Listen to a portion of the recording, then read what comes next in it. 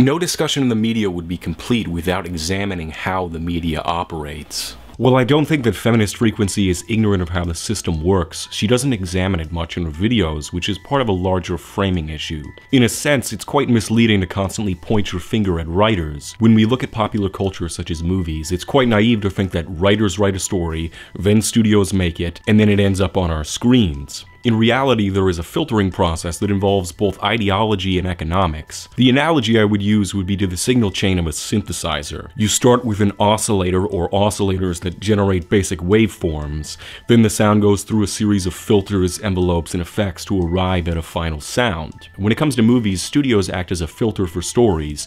They choose whose stories get developed into movies. Then a movie enters production, and most scripts are significantly altered as the movie is being made. This can include a movie being rewritten several times by several different people. Quentin Tarantino's script for Natural Born Killers and the movie that Oliver Stone made are not the same. Let's assume for the moment that you have managed to write the most progressive movie script ever. Two basic things could happen.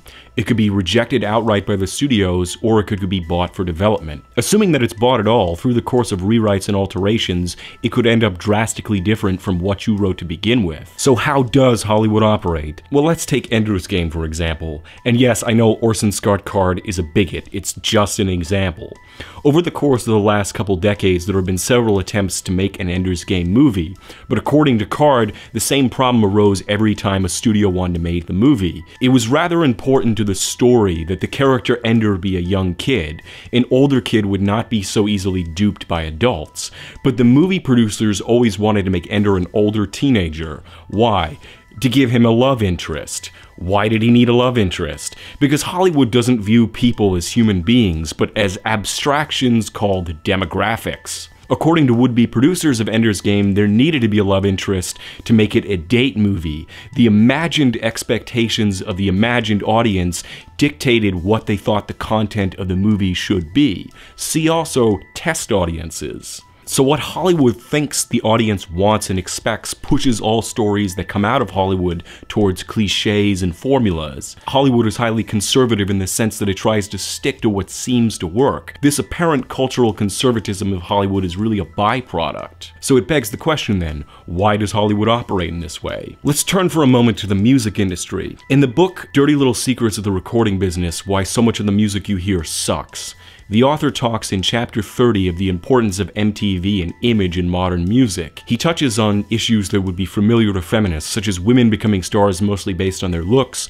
and women being fired for not having the right look in spite of their talent. But to truly put this into context, we have to examine the previous 29 chapters of the book. Those previous 29 chapters examine the way in which the industry operates and has developed. The music industry, like the film industry, is essentially a form of high-stakes gambling. The easiest way to state it would be that a very small percentage of the music release accounts for the majority of the profit, while most of the rest fails to even break even. It is basically the opposite way of how an insurance company works. In the film industry, not only do you have many stories failing to break even, but you have vastly more upfront cost for making a film. If a studio invests hundreds of millions of dollars into a movie, it's going to have to reach quite a lot of people to make its money back. What they want to avoid at all costs is a John Carter situation in which the studio lost hundreds of millions of dollars because a movie bombed. So the movie and music industry does whatever it can to stack the deck in favor of their product appealing to the widest possible audience. What words could we use to describe the result?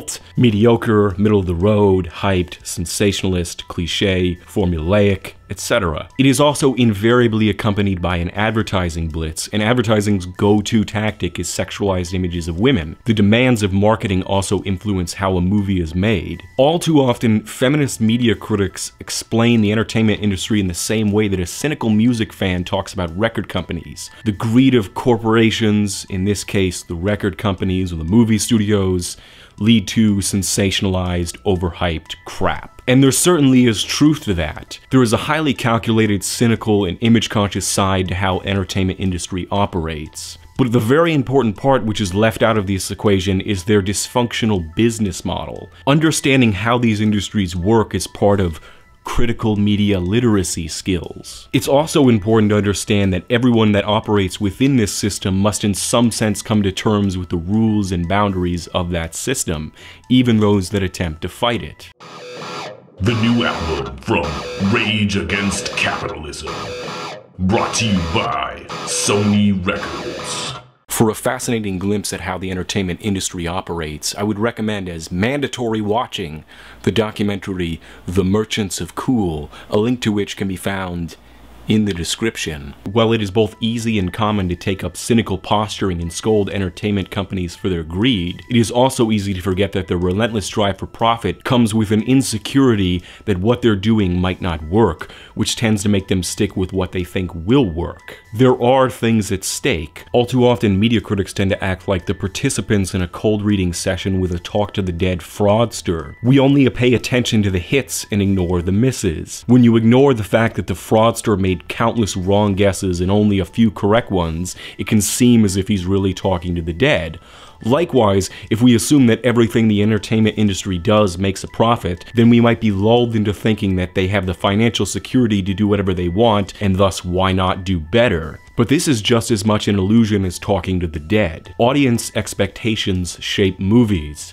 By targeting Hollywood, feminist frequency externalizes the enemy. It plays well with the audience because they also want to absolve themselves of responsibility and point their cynical fingers at big bad Hollywood. But it is much harder to point the finger at the audience instead. We see this mentality everywhere. The problem is Hollywood, or Washington, or the president, or Congress, or Wall Street. Pinpoint and externalize the enemy, absolve yourself of guilt, summon righteous indignation, wag your finger. This might provide some sense of psychological catharsis, but it also reduces the complexities of reality into a black and white picture. In some real sense, we, the audience, are also responsible. So, welcome to the machine.